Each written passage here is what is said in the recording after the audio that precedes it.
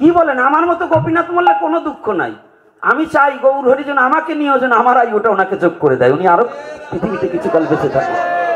জানেন আপনি কি বলছেন? শ্রী বিষ্ণু আমার মতো পশু মরে গেলে কোনো দুঃখ নাই, কারণ আমি কারো উপকার করতে পারি না। কিন্তু এহেন ব্যক্তি যে ভগবানের চরণে তুলসী না দিয়ে একটা হার্ট সার্জারি করে না। সনাতন ধর্ম কথা বলে সত্য কথা, সনাতন ধর্ম বলে বাস্তব কথা, সনাতন ধর্ম বলে জীবের বেঁচে থাকার কথা, সনাতন ধর্ম বলে জীবের উন্নত হওয়ার কথা, সনাতন ধর্ম বলে জীবের মধ্যে প্রেম ভালোবাসা উদয়ের কথা।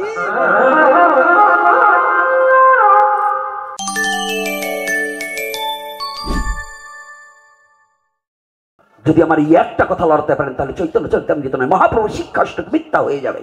সাক্ষাৎ মহাপ্রভু নিজে বলেছেন কীর্তনিয়া সদা হরি। তাহলে তার মুখে কি হতে হবে? সদা সর্বক্ষণ হরিনাম। তো যে সদা সর্বক্ষণ হরিনাম করে তার মুখে কি অখাদ্য যেতে পারে? যেতে পারে? সে হোটেলে যেয়ে খেতে পারে? সে অন্য বাড়ি যেয়ে আবিচাবি খেতে পারে? কথা বলছেন না কেন? আজকাল অধিকাংশ কীর্তনীয়রাও গুরুগিরি করে। অধিকাংশ সাধুরা মানে কীর্তনীয় সাধুরা আমরা যারা, আমাদের এখন এই গুরুগিরিটা একটা ব্যবসায় রূপান্বিত হয়ে গেছে। এগুলোতে কি হয়? এইখানে আপনার বাড়ি এই বাংলাদেশের একজন সুনামধন্য পাঠক, নাম বলবো না, নাম বলা যাবে না, ভালো পাঠক, একেবারে মানুষ কান্দাইয়ে মারি ফেলতে পারে।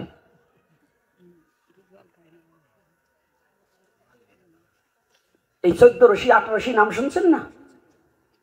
হ্যাঁ, এই কয়দিন পরে খাজা বাবার ওরস হবে। ওই এর পাশে কয় ঘর হিন্দু আছে, ওইখানে কর্তা একাদশীর আগের দিনে পাঠ করতে গেছে। সকালবেলা ওইখানে তাদের কাছে সাহাবাড়ি পাঠ, সেইখানে সেই সাহাবাড়িতে পাঠ করে এসে বলছে কি, আমি একাদশীর দিনে এক ফোঁটা জল গ্রহণ করি না। পাঠক কিন্তু গুরু শিষ্যও আছে কয়েকশো। কর্তায় ওখানতে বলছে একেবারে নির্জল একাদশী, পুকুরে হোটেলে আসে, তাও আসে ঢোকছে তো কর্তা গো হোটেলে। তো পুকুরে আবার হিন্দু কয়েক দোকানদার আছে, ওই এর এক দোকানদার আবার পুট করে একটু ছবি তুলে রাখছে। তো মিডিয়ায় প্রকাশ করবার দেওয়া হয় নাই, কারণ তাইলে তো আবার সাধুকে বদনাম হয়ে যাবে। সেই ছবিটা আবার ভাঙার একজনকে আবার ফোনে বলছে, দাদা দেখেন এত বড় একটা পাঠক, সে আজকে একাদশীর দিন হোটেলে ঢুকছে। কথাটা বুঝেন? বইলে আইছে কি নির্জল একাদশী, আর সে ঢুকছে কোথায়? যেখানে সনাতন ধর্মের সবচেয়ে অন্যায় কর্ম সনাতন ধর্মের জন্য, অর্থাৎ গোহত্যা নাকি। আর সেই মাংস যে হোটেল আছে, খাসি আছে, মুরগি আছে, মৎস্যের তো অভাবই নাই, কারণ ওটা তাদের ব্যবসা করবে।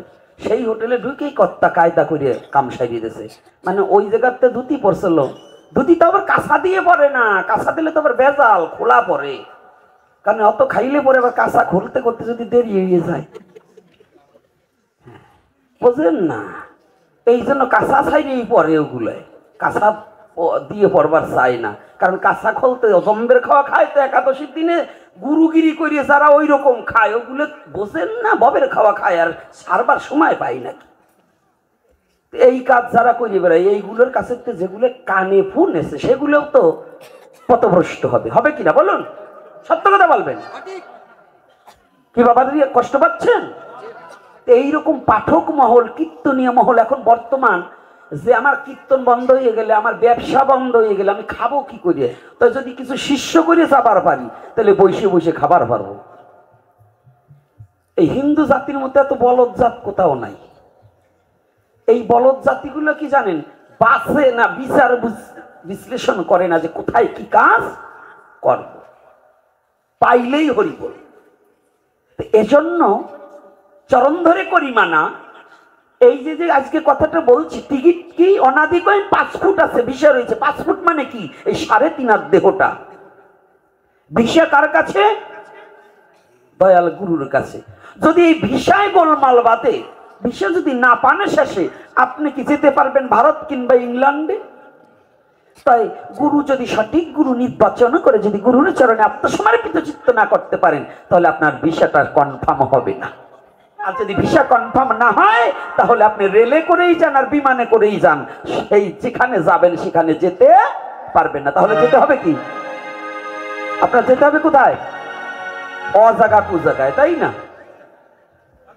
না, যদি আপনার ভিসা ঠিক না হয় তার কি সঠিক জায়গায় যেতে পারবেন? যেতে পারবেন, হার্টের ডাক্তার দেখাবেন, কিন্তু এখন লাইন দিয়েছেন আপনি আমাদের হার্টের গডকে দেবী শেঠি, দেবী শেঠির কাছে। এখন যদি আপনার ভিসা না লাগে দেবী শেঠির কাছে যাবেন? হ্যাঁ, কবে? না, মিথ্যা কথা। আপনাকে কে বলছে? সারা বিশ্বে আলোড়ন সৃষ্টি হয়ে যেত। কি বলেন? আমার মতো গোপীনাথ মোল্লা কোনো দুঃখ নাই। আমি চাই গৌর হরি যেন আমাকে নিয়ে যেন আমার আয়ুটা ওনাকে যোগ করে দেয়, উনি আরো পৃথিবীতে কিছুকাল বেঁচে থাকে। জানেন আপনি কি বলছেন? শ্রী বিষ্ণু, আমার মতো পশু মরে গেলে কোনো দুঃখ নাই, কারণ আমি কারো উপকার করতে পারি না।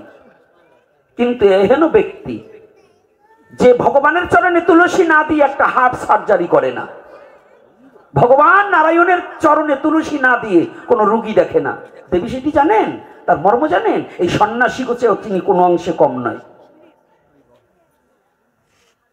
তার কাছে কোনো জাতপাত কিছু নেই, সে মানুষের সেবায় নিযুক্ত। তিনি একজন শুদ্ধ ভক্ত। তার আহার জানেন? তিনিও কিন্তু ভেজিটেরিয়ান আহার। এগুলো বুঝতে হবে, ওটা আপনাকে ব্রেনে ধরবে না, ধরা দেরি আছে। এই জন্য বাবার আবার রাগ করবেন না, যে কথাগুলো বলছি কি লজিক আছে না নাই? প্রতিটা কথার সত্যতা আছে না মিথ্যা? এখন আছে আছে বলবেন, আবার পরে পাশে যাই এদিন আবার বদনাম করেন না। যদি আপনাদের মনে কারো লাগিয়ে থাকে এখন বলবেন। সনাতন ধর্ম কথা বলে সত্য কথা, সনাতন ধর্ম বলে বাস্তব কথা, সনাতন ধর্ম বলে জীবের বেঁচে থাকার কথা, সনাতন ধর্ম বলে জীবের উন্নত হওয়ার কথা, সনাতন ধর্ম বলে জীবের মধ্যে প্রেম ভালোবাসা উদয়ের কথা। এটার নামই সনাতন। সনাতন ধর্ম বলে দর্শনের কথা, যা দেখা যায় তাহার কথা, এটাই সনাতন। এটার নামই সূক্ষ্ম সনাতন। যে সনাতনে আসলে পরে নিজেকে আয়নায় যেমন নিজের মুখটাকে দেখা যায়, আর সনাতন ধর্মকে যদি যজন যাজন করতে পারো নিজের স্বরূপ তত্ত্ব দেখতে পাবে, জানতে পারবে, বুঝতে পারবে, শিখতে পারবে, এটাই সনাতন। এজন্যই বলছি যে এই একটা প্রাকৃতিক জগতের একটা গাড়ি চালালে যেমন তিনজনের প্রয়োজন, এই দেহ গাড়িটাও তিনজন ছাড়া চলে না। গুরু কৃষ্ণ বৈষ্ণব, গুরু কৃষ্ণ বৈষ্ণব। এই জন্য ওই যে আবার আগে বলছি যেটুকু আবার কীর্তনীয়রা যারা এমনি বৈঠকে কীর্তন করে তাদের বলছি না, কীর্তনীয়া সদা হরি। যদিও কেউ এই নেশাযুক্ত থাকেন, অন্তত যখন হরিনাম করবেন নামের আসরে বসে, ভাগবতী আসরে বসে, এবং যেখানে যাবেন যত সময় সাধু সঙ্গ করবেন ওইটুকের মধ্যে যেন কোনো নেশাদ্রব্য না থাকে, এটাকে বর্জন করবেন। হয়তো না জেনে অনেকে করতে পারি বাবা, আমিও মারপেটের থেকে জেনে এসে বলছি তা না, সবই তো আমার অজানা ছিল। আমি যে জেনেই বলছি তা না তো, আমারও তো কত কথা অজানা আছে। তো সবাই সব জিনিস জানে তা নয়। এই যে মায়েরা, কখনোই কোনো হরিবাসর হলে পরে পান বিড়ি সিগারেট এগুলো খাবেন না, মায়েরা বাবারা যারাই আছেন, কারণ এতে আপনার অধর্ম হবে। আর অধর্ম হলে কি হবে? পাপ সঞ্চয়িত হবে। পাপে কি হবে? আপনার বংশ বিনাশ হবে। সদা সর্বক্ষণ নিজের স্বধর্মকে পবিত্রতার মধ্য দিয়ে যাপন করার চেষ্টা করুন। নিজের স্বধর্মকে পবিত্রতা রক্ষা করার চেষ্টা আমারই করতে হবে, অন্য কেউ করে দেবে না। করে দেবে? আমার স্ত্রীর পোশাক যেমন অন্য কেউ এসে দিয়ে যাবে না, আমারই দিতে হবে। আর যদি অন্য বাড়ির কোনো যুবক ছেলে আমার স্ত্রীর পোশাক দেয়, তাহলে বুঝতে হবে ওর কোনো উদ্দেশ্য আছে, এমনি দিবার আসবে না। ইলেকশন আসলে যত কাপড় চুপুর আপনারা পান, আজকাল আবার এক জায়গায় দিয়ে শুনছি হিন্দু বাড়িতে সিঁদুর, শাখা আর শাড়ি দিয়ে গেছে। বেরেন কি বোঝেন? বাবা রে বাবা,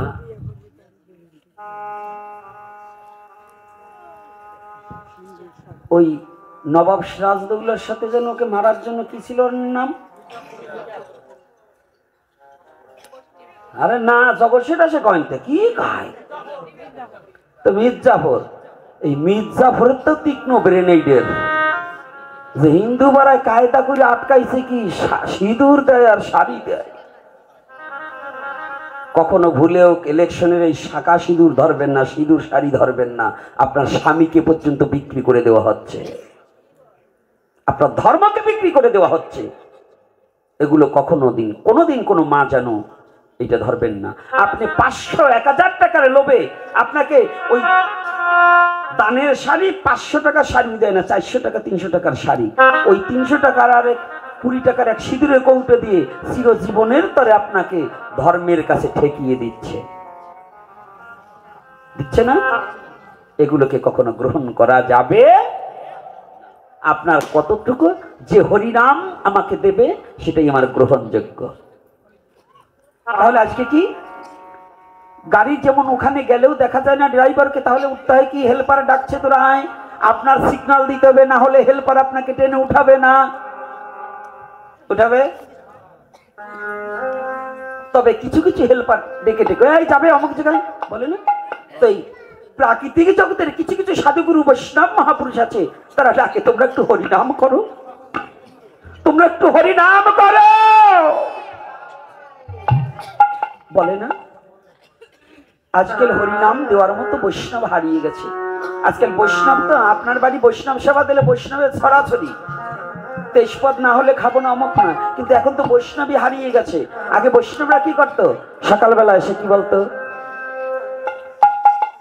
ভজ গৌরাঙ্গ কহ গৌরাঙ্গ লহ গৌরাঙ্গের নাম রে, ভজ গৌরাঙ্গ কহ গৌরাঙ্গ লহ গৌরাঙ্গের নাম রে, ভজ গৌরাঙ্গ কহ গৌরাঙ্গ লহ গৌরাঙ্গের নাম রে, যে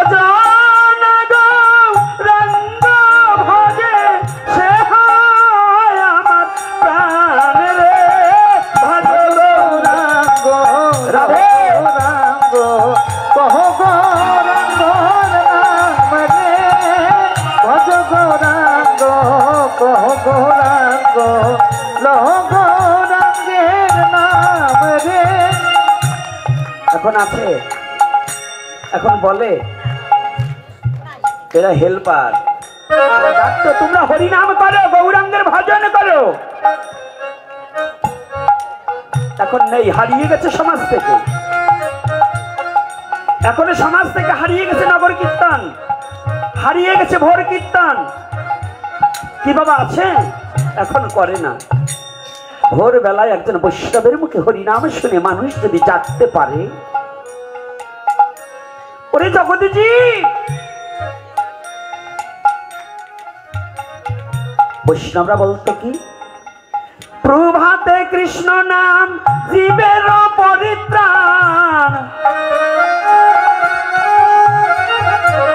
প্রভাতে কৃষ্ণ নাম জীবের পরিত্রাণ, আর হবে শরীরের কুশল রে, গৌরাঙ্গ কহ গৌরাঙ্গের নাম রে, গৌর হরি বল।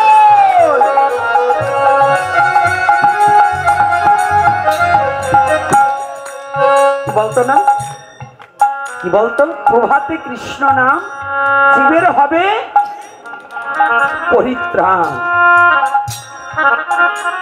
জগৎজি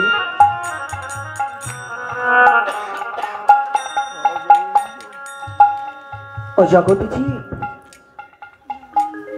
আর কত ঘুমাইয়ে থাকবি, আর কত মায়া ঘুমে ঘুমিয়ে থাকবি, একটিবার জেগে ওঠো। হেল্পার হিসেবে পরম বৈষ্ণব যারা জগৎজীবকে ডাকছে, সাধুগুরু বৈষ্ণব কি মহন্তের স্বভাব হয় তরাতে পামর, নিজ কার্য নাই তবু যায় পরঘর, নিজের কোনো কার্য নেই তবু পরকে ডেকে ডেকে বলছে তুমি জাগো, তুমি একটিবার হরি নাম করো। তোমার জীবনের সুপ্রভাতে যদি হরি নামকে আশ্রয় করতে পারো তাহলে তোমার মানব জন্ম সুখে যাবে, ধন্য হবে। একবার হরি নাম করো। বৈষ্ণবের নির্দেশটা কি? আমি চাচ্ছি না, তুমি নাম করো, প্রভাতে করো। মানুষের প্রভাত কাল কোনটা গো? সূর্য উদিত হলো ওই প্রভাত কাল না। শাস্ত্রকার বলছেন, হে মনুষ্য জাতি, তুমি শিশুকাল হইতে হরিনাম করো। হরিবল হরিবল। ছোটবেলা থেকে হরিনাম করো। ওই শিশুকাল থেকে হরিনাম করলে তোমার প্রভাতে কৃষ্ণ নাম জীবের হয় পরিত্রাণ। যদি কোনো যুবক, যদি কোনো বাচ্চা, যদি কোনো মানুষ ছোটবেলা থেকে হরিনামকে আশ্রয় করতে পারে তাহলে কি হবে? সিদ্ধ হবে মনস্কাম। আবার বলছে আর হবে শরীরের কুশল। তোমার মনোবাসনা পূর্ণ হবে। মনের বাসনা কি? আমি কবে ভগবানের চরণে একটি আশ্রয় নিতে পারব, তাহলে তোমার সেই আশ্রয়টা খুঁজে পাবে, তুমি সেই ভগবানের চরণে যেতে পারবে, তুমি সেই ভগবত ভজন করার অনুকূল্য এবং সেই ভক্তি প্রেম তোমার হৃদয়ে মাঝে জাগ্রত হয়ে যাবে।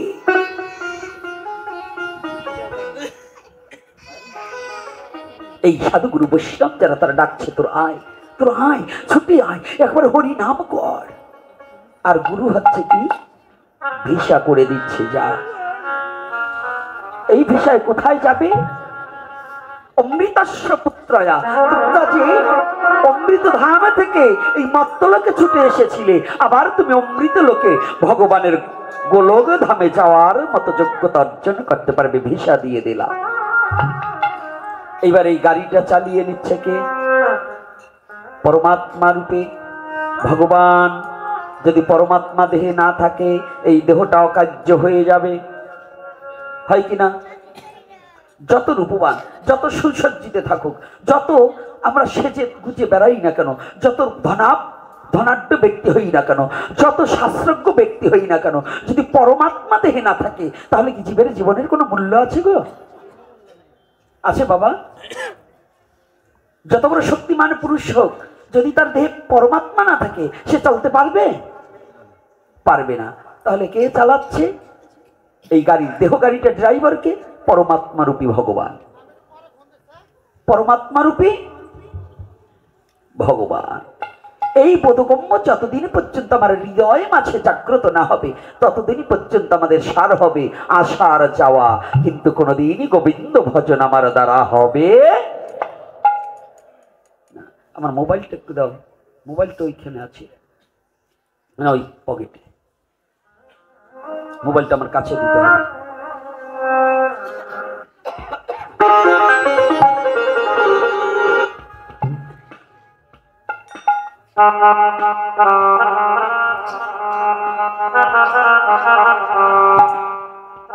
তাহলে বিশ্ব জগতের মাঝে অধরামৃত কথাটা তো এখানেই ছিল নাকি?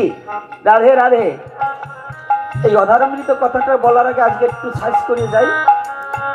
আমার কয়জন বয়স্ক বাবারে দেখছি লুঙ্গি পরে আসতে এই দিকে, আগামী দিন যেন লুঙ্গিটা না দেখি। এইটা চরণে হাত রেখে বলে যাচ্ছি, বয়স্ক কয়জন লোককে দেখছি লুঙ্গি পরে এই দিকে হাইটে হাইটে আসছে, নিশ্চয়ই আমার সনাতন ধর্মে সিহারাই কয় সনাতন ধর্মে।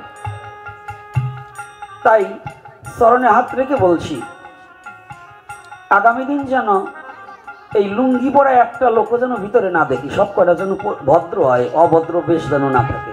লুঙ্গি কিন্তু আমাদের সনাতন ধর্মের পোশাক নই নাকি? তারপরেও প্যান্ট ট্যান একটা যুবক ছেলে পরেও বলবো না কিছু, কিন্তু এই বুড়িয়ে কটায় যদি লুঙ্গি পরে প্যান্ট পরে আসে খুব কষ্ট লাগে। এর মধ্যে কোথায় যেন পাঠে গেলাম, সামনে তো বুড়ো কটা বইছে, ভালো ঢকালা ভক্ত, কিন্তু সব কটা প্যান্ট পরা। একটা বইছে বুড়ো, তো যদিও বাপটা খাবার চায় সত্যি তো আর পারে না। আগের মতো কি বুড়োটা কি খাবার পারে বলুন বাবা? চায় আগের মতো খাওয়া যায় না, বেশি খাইলে হজম হয় না। হয় হজম হয়? তো পয়সে তো কায়দা করে, কিন্তু সে আটকায় না। কথাটা বুঝলেন নাই? মানে বুড়ো মানুষ জীবনবার চাইছে, কিন্তু ফরেক টার্গেট খুলে গেছে। এই জন্য যারা নিজের বাবার পোশাক পরতে চায় না, অগত ফরেক টার্গেট খুলেই যাবে। আমাদের সনাতন ধর্মে আসে সাধু সঙ্গে বসবা, অথচ ধর্মের পোশাক পরবা না, এটা কি ঠিক? আবার রাগ করবেন না, উচিত কি আমাদের ধর্মের পোশাক পরা না?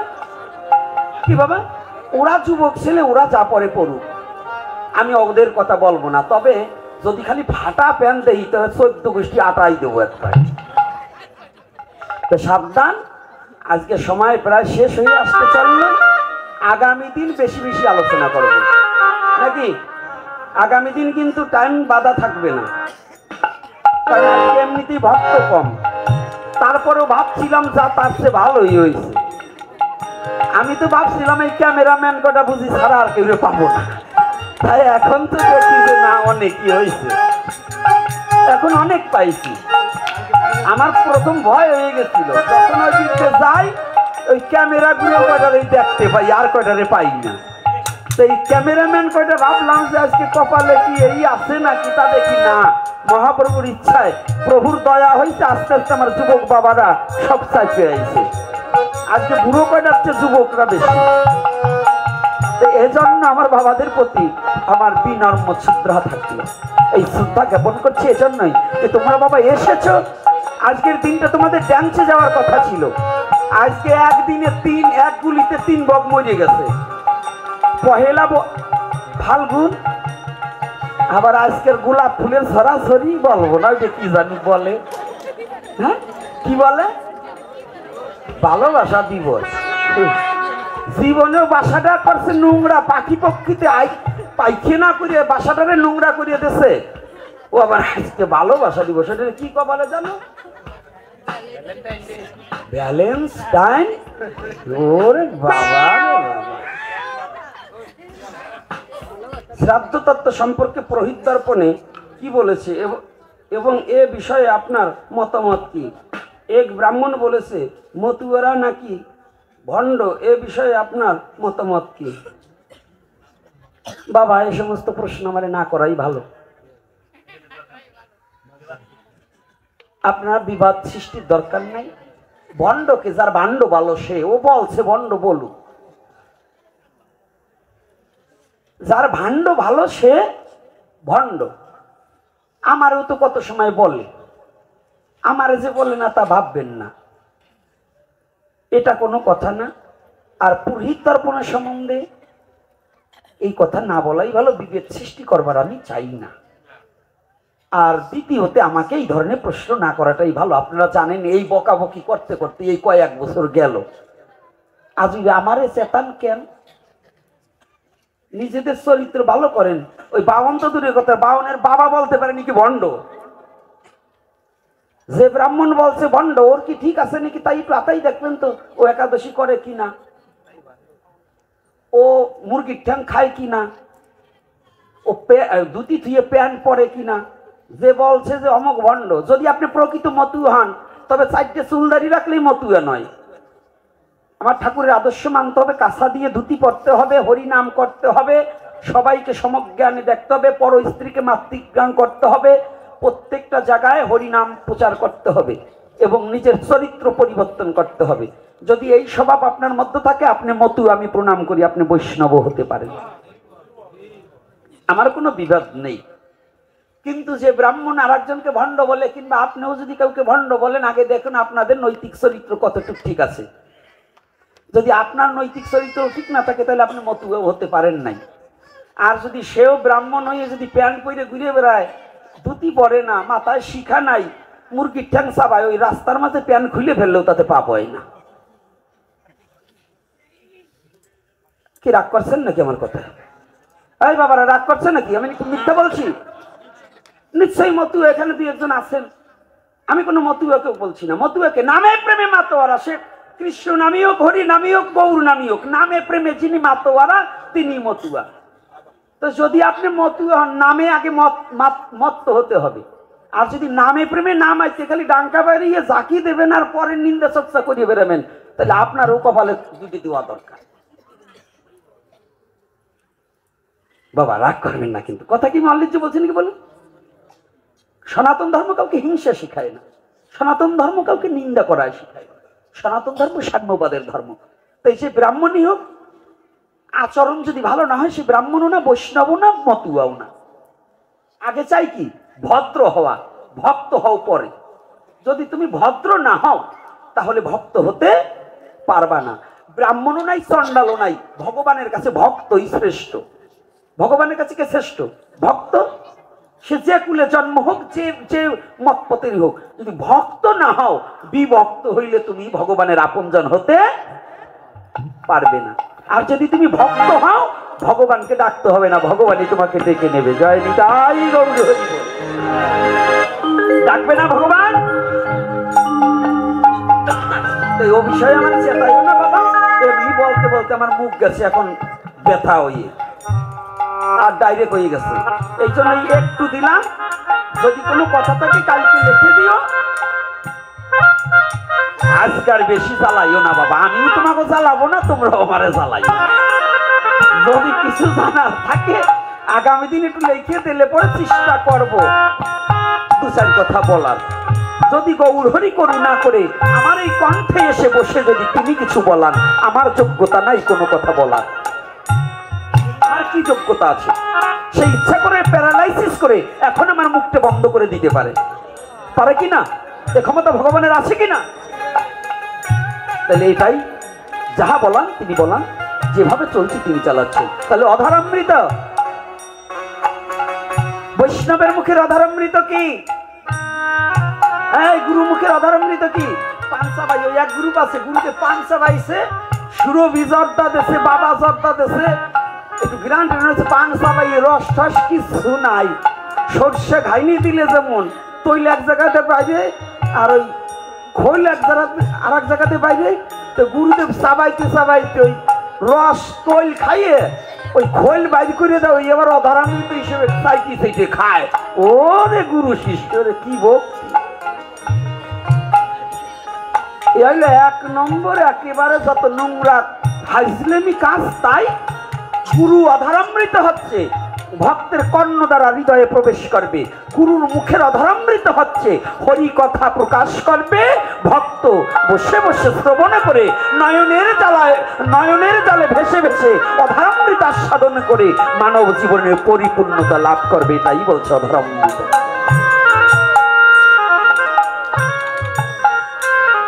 আজকে একটু দিলাম একটা কথা, কারণ কয়েকজন ভালো ভক্ত দেখছি।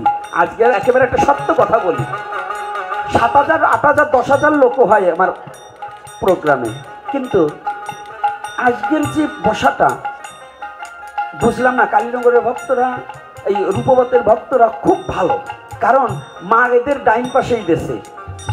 আমার এসেই ভালো লাগছে, মায়েরা পুরুষের ডান পাশে থাকবে এক, আর দ্বিতীয়ত একেবারে পরিষ্কার ভক্ত, মানে কোনো ঝামেলা ঝুট ঝামেলা নাই। 1.5 কেজি, 1/2 কেজি, 3 পোয়া এইগুলো আবার একটু কম আছে। এই জন্য খুব ভালো লাগছে, তাই আজকে এই কথাগুলো বললাম, না হলে বলতাম না। আগামী দিন যুগ সংস্কারের কথা এবং আমাদের চরিত্র পরিবর্তনের কথা এবং হরিকথার মধ্য দিয়ে সময়টা অতিবাহিত করার চেষ্টা করব, নাকি?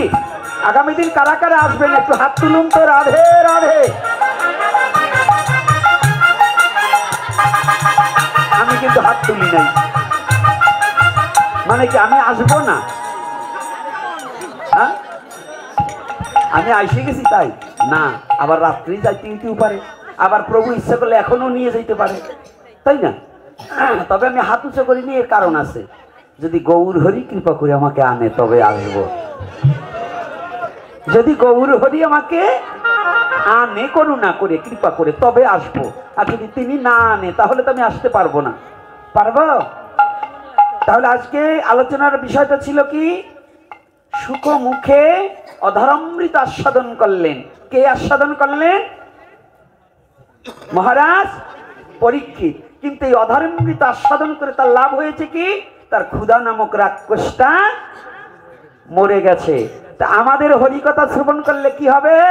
আমাদের মহারাজ পরীক্ষিতের রাক্ষস ছিল একটা, আর আমাদের দৈত্য আছে 6টা, আর রাক্ষস আছে একটা, তা কয়টা? এই 7টা দূর হবে। তাহলে কি? কাম, ক্রোধ, লোভ, মোহ, মদ, মাৎসর্য, এই 6টা রিপু হচ্ছে দৈত্য, আর রাক্ষস হচ্ছে ক্ষুধা। তাহলে হরিকথা আস্বাদন করতে করতে আমাদের জীবন থেকে এগুলো দূরীভূত হবে যদি শুদ্ধ মুখে হরিকথা শ্রবণ করা যায়। আর শুদ্ধ মুখে হরিকথা শ্রবণ করিলেই মানব জীবনের পরিপূর্ণতা লাভ হয়। আপনাদের এখানে পাশে কি নামযোগ্য হয় নাকি?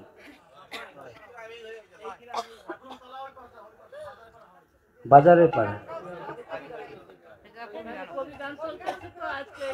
আচ্ছা, তা আপনারা লীলা কীর্তনে তো বেশ আয়োজন করেন, তাই নামযোগ্য দেন না কেন? হ্যাঁ,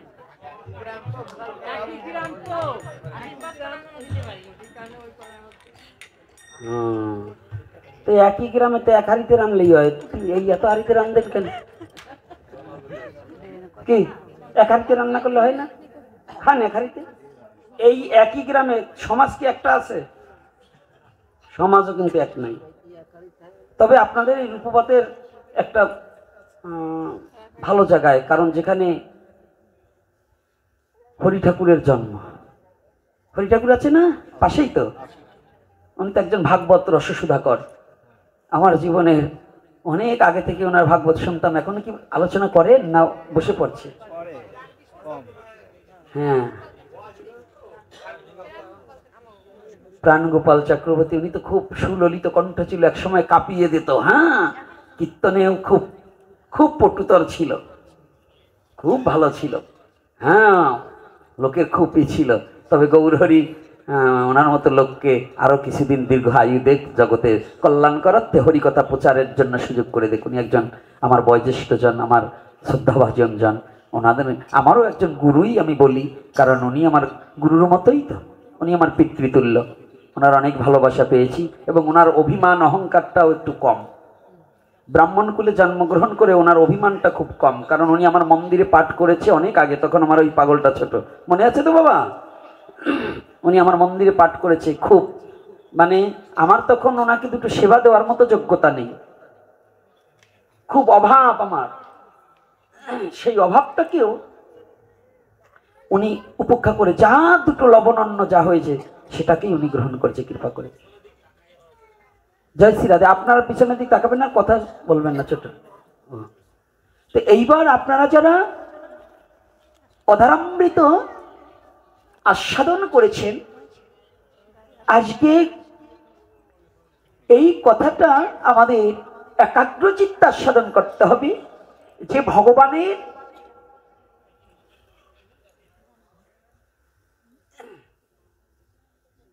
গৌরহরি এ বিশ্ব জগতের মধ্যে আমাদের এমন সুযোগ করে দেন, আমরা যেন সুস্থ দেহে সুস্থ পরিবেশে আমরা যেন সবাই থেকে এই ভগবানের নামামৃত অধরামৃত সাধুমুখে আস্বাদন করে আমাদের জীবন আমরা ধন্য করতে পারি।